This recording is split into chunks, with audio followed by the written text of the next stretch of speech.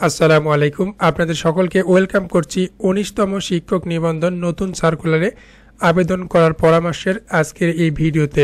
এই ভিডিওর মাধ্যমে আপনাদের সামনে তুলে ধরব কিভাবে আপনি আবেদন করতে পারবেন এবং কিভাবে আবেদন করা উচিত, যেগুলো বিষয় মাথায় রাখা উচিত সেইগুলো বিষয় নিয়ে।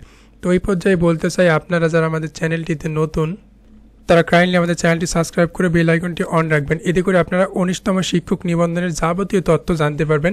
সেটা আপনার কবে সার্কুলার দেবে, কীভাবে প্রস্তুতি নেবেন এবং সাবজেক্টিভ বিষয়ের উপর আপনার সাবজেক্টের সাজেশনও কিন্তু পাবেন ইনশাল্লাহ। এছাড়া বাংলাদেশের অন্যান্য চাকরি এবং শিক্ষাগত তথ্য এখানে পাবেন ইনশাল্লাহ।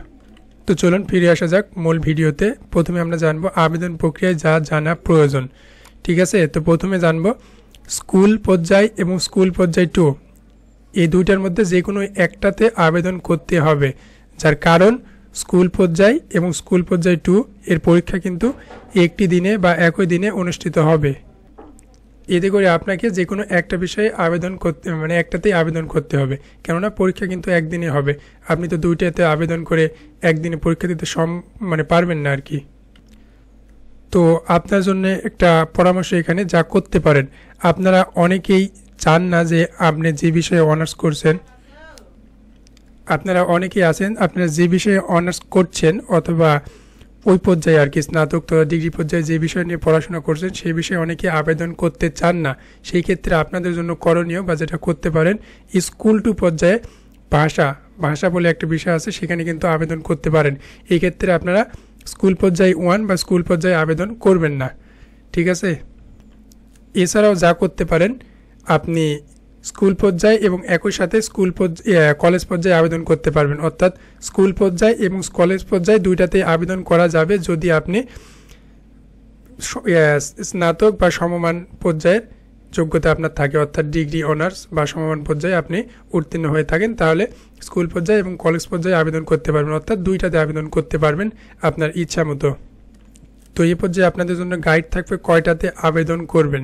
আসলে চাকুরি বিষয়ে যেটা রয়েছে, আপনি যদি ফোকাসড হতে চান আপনি যে কোনো একটাতে আবেদন করবেন বা যে কোনো একটাতে আবেদন করা উচিত, কেননা আপনি দুইটাতে অ্যাডজাস্ট করতে পারবেন না। বাই এনি চান্স যদি আপনি অ্যাডজাস্ট করতে পারেন, সেই ক্ষেত্রে আপনি স্কুল পর্যায়ে 1 বা 2 এর মধ্যে যে কোনো একটাতে আবেদন করবেন এবং একই সাথে কলেজে আবেদন করবেন। কিন্তু আপনার যেটা বিষয় হবে, কলেজে যারা আপনারা অনেক হার্ড হবে আর কি, কলেজে আপনার সংখ্যাও কম থাকবে, আপনার পদ সংখ্যা কম থাকবে, একই সাথে কলেজে কিন্তু অনেক হার্ড হবে, কেননা এটা উচ্চ লেভেলের চাকরি বলেন আর যাই বলেন না কেন, এটা হার্ড হবে। সেই ক্ষেত্রে আপনারা যারা মিডিয়াম পর্যায়ে বিলং করেন তারা স্কুল পর্যায়ের যে কোনো একটাতে অথবা স্কুল 2 পর্যায়ের যে কোনো একটাতে আবেদন করতে পারেন। ওখানেই ফোকাসড হলে আপনাদের পড়াশোনা ভালো হবে এবং যে প্রস্তুতিটা সেটা কিন্তু ভালো হবে। এটা হচ্ছে আপনার কারণ চাকরিতে নিবন্ধনের পরীক্ষায় ভালো করার কারণ।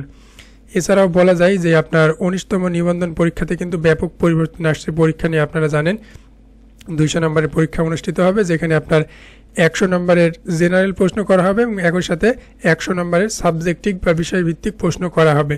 সেই ক্ষেত্রে আপনি স্কুল পর্যায়ে আবেদন করলেন, কলেজ পর্যায়ে আবেদন করলেন, দুইটার প্রস্তুতি কিন্তু ভালোভাবে নিতে পারবেন না। সেই ক্ষেত্রে আপনার যে কোনো একটা বাছাই করা ভালো হবে। তাই আপনি যদি কলেজ পর্যায়ে আবেদন করার ইচ্ছে না থাকে, সেক্ষেত্রে আপনি স্কুল পর্যায়ে 1 বা 2 এর যে কোনোতে একটা আবেদন করে আপনি কিন্তু ভালোভাবে প্রিপারেশান নিতে পারেন। ঠিক আছে, এই ক্ষেত্রে কিন্তু আপনার চাকরি পাওয়াটা বা ভালো করাটা কিন্তু সহজ হবে। এবার 5 নম্বর কিন্তু ইনক্রিজ করছে, গতবার ছিল 40, অর্থাৎ গত 18টিতে ছিল 40, এবার কিন্তু 80। এটা কিন্তু আপনার জেনারেল এবং সাবজেক্টিভ দুটো বিষয় মিলে 80 পেলে কিন্তু আপনি উত্তীর্ণ হতে পারবেন। তো এই ছিল আজকের ভিডিও। ভালো লেগে থাকলে লাইক কমেন্ট শেয়ার করবেন। সকলকে ধন্যবাদ এবং চ্যানেলটি অবশ্যই সাবস্ক্রাইব করবেন, কেননা এখানে ১৯তম শিক্ষক নিবন্ধনের যাবতীয় তথ্য জানতে পারবেন। সেটা কবে সার্কুলার প্রকাশ করবে, কীভাবে প্রস্তুতি গ্রহণ করবেন এবং সাবজেক্টিভ বিষয়ের উপর কিন্তু আপনি আপনার বিষয়ে সাজেশন পাবেন ইনশাল্লাহ। সকলকে ধন্যবাদ। আসসালামু আলাইকুম।